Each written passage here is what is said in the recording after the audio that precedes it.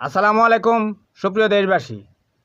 ভারতের উপর গ্রেট আমেরিকার great president mister Donald Trump আরও 25% কর অর্থাৎ ট্যাক্স ধার্য করে দিয়েছেন।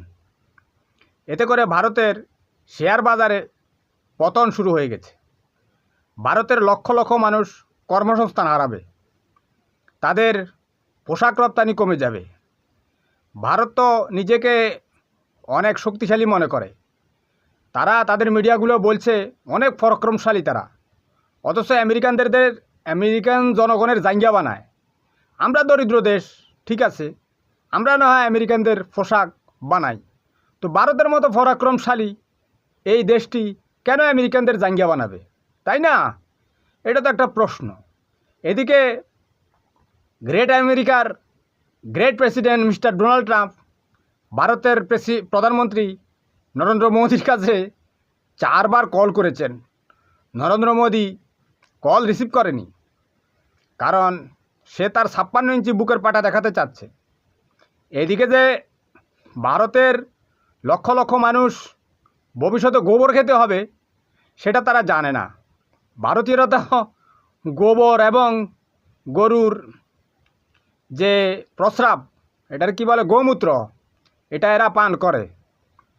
তো এদিকে আমাদের বাংলাদেশের একটা সুযোগ তৈরি হয়েছে।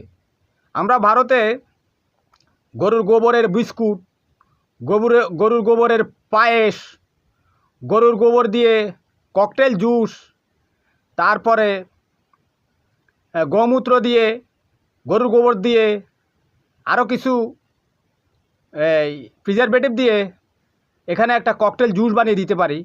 আমরা যেহেতু সীমান্তবর্তী পার্শ্ববর্তীতে একটা দেশ, ভারতের জনগণের প্রতি আমাদের একটা দায়বদ্ধতা রয়েছে, কারণ তারা না খেয়ে মরলে তো আমাদের সমস্যা। আমরা একটা প্রতিবেশী দেশ হিসেবে আমাদের দায়িত্ব আছে না? প্রয়োজনে আমরা গরুর গোবরের বিভিন্ন রকমের দ্রব্য বানিয়ে, আবার ভারতীয়রা তো গরুর গোবর দিয়ে, যারা বিত্তশালী তারা গরুর গোবর দিয়ে আবার এই শরীর ম্যাসেজ করে, তারপর আবার তাদেরকে ওই যে চেহারা আছে না, ফেস ওয়াশ বানায়। ওই নায়িকারা নাকি তাদের ত্বক পরিচর্যা করার জন্য গরুর গোবরের একটা প্রলেপ দেয় প্রতি সপ্তাহে একবার। আমাদের একটা রপ্তানির সুযোগ তৈরি হবে। তবে আমরা ভারতীয়রা যদি কিনতে না পারে, তাদের তো অর্থনৈতিক অবস্থা খারাপ হবে।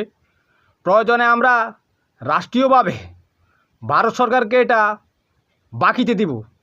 ভবিষ্যতে আমেরিকা এবং ভারতের সম্পর্ক যদি ভালো হয়, তাহলে ভারত আমাদেরকে সেই টাকা ফেরত দিয়ে দিবে। এটা একটা শর্ত থাকবে আন্তর্জাতিক চুক্তিতে।